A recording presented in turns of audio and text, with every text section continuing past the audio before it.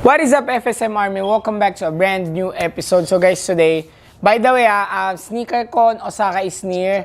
We are buying pairs, okay? So next week, probably makikita nyo is puro Japan vlog ulit.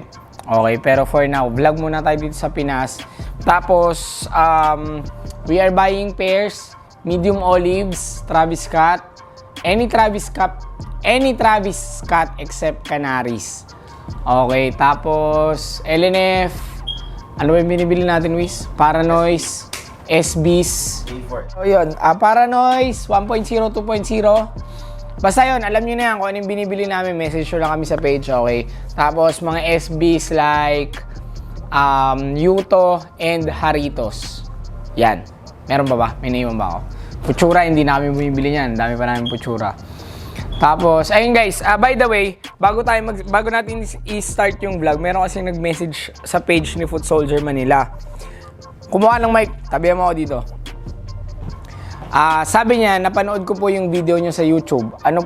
And gusto ko po sana magpa-mentor on how to start and guide po kung paano kayo nag-start. Actually guys, ito si Luis, dati, kaya ko to nakilala, yung pinsan namin mag-asawa. Okay, and gusto nila rin magpaturo mag-resell. Dati, nagtuturo ako somehow kasi, syempre, lalo yung mga startup. Pero ngayon kasi hindi na. Kasi nga, alam nyo sa ngayon, sneaker market is currently down. Okay? Pero, kung gusto nyo talaga mag-start ng reselling, ito lang yung konting mapapayo ko based on my few years of experience. Siguro, first yung gawin is online or gusto nyo mag-physical store, gawa kayo ng business plan.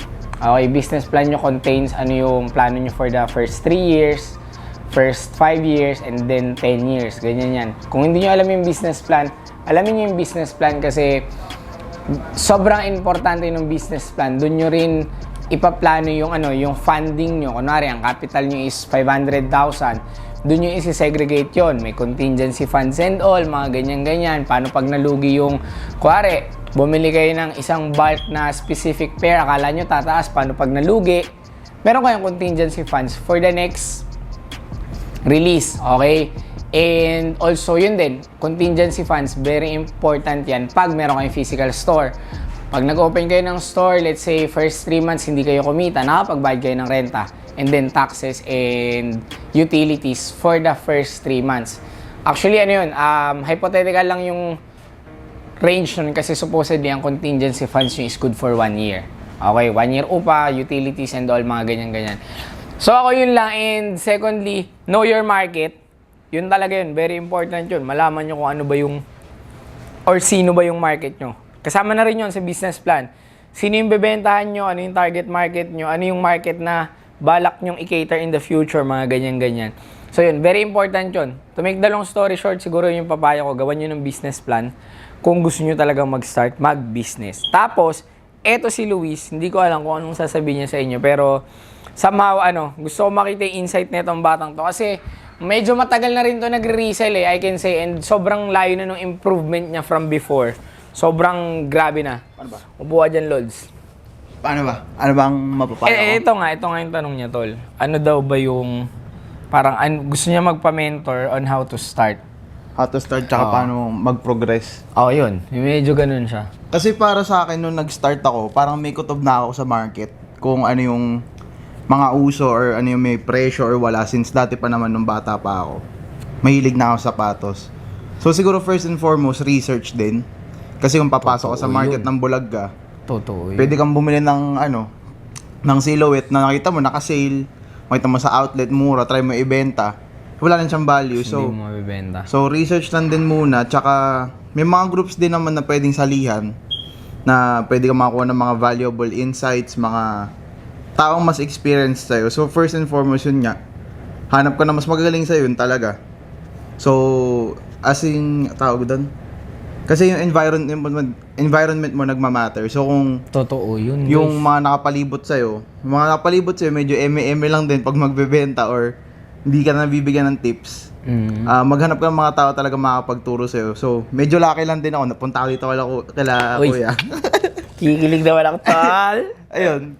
Tsaka, yun, nabigyan ako ng guide. Tsaka yung yun nga, yung pagpaprogress ko, medyo hindi ko na expected kasi hindi ko na-expect na makakapunta na ako sa mga ibang bansa, ganun.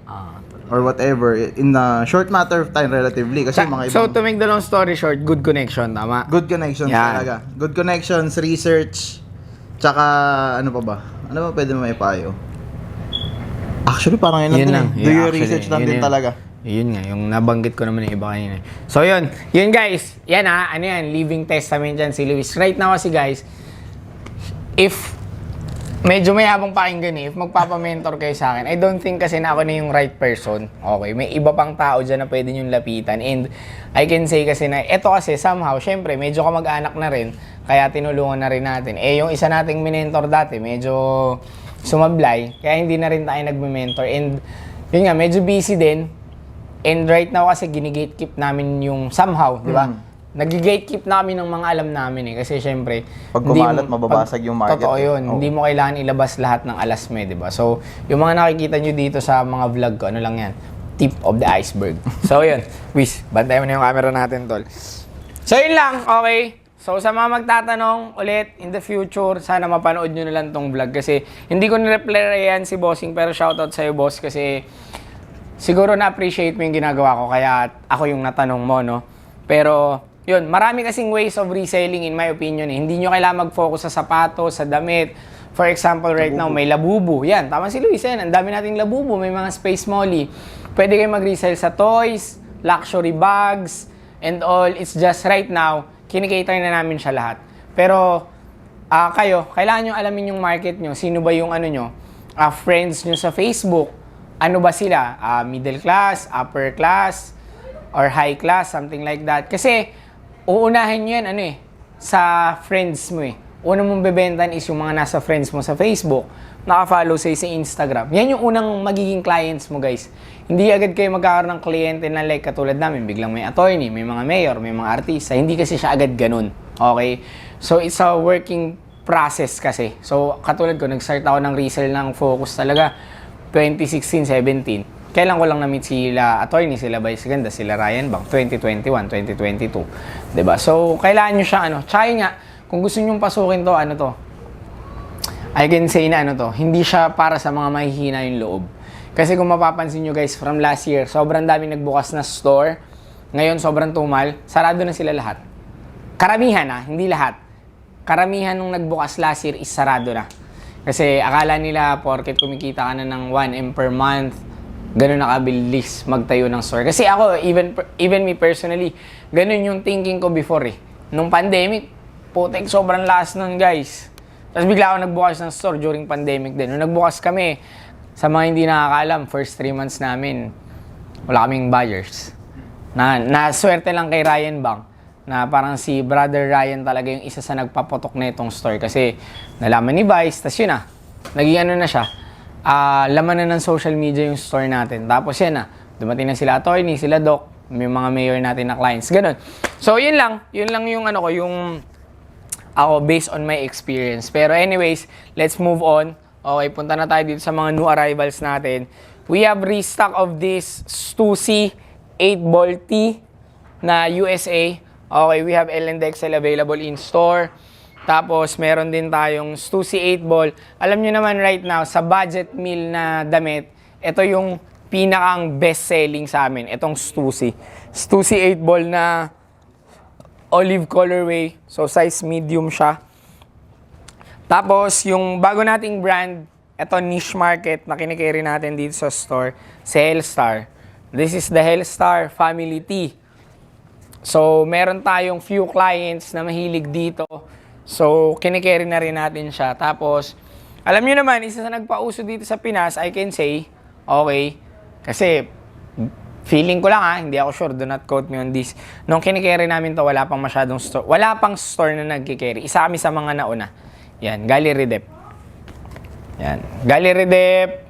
Depty ata yung tawag, di ko maalala. Tapos ito, Gallery Dep Plate Tee. Yan. Available din siya dito sa store, guys. If wala yung size, pwede nating orderin yan. Tapos, we have few merch ng Keith. USA LS. Tapos, Olympics dito eh. Ito naman yung Dream Team na t-shirt.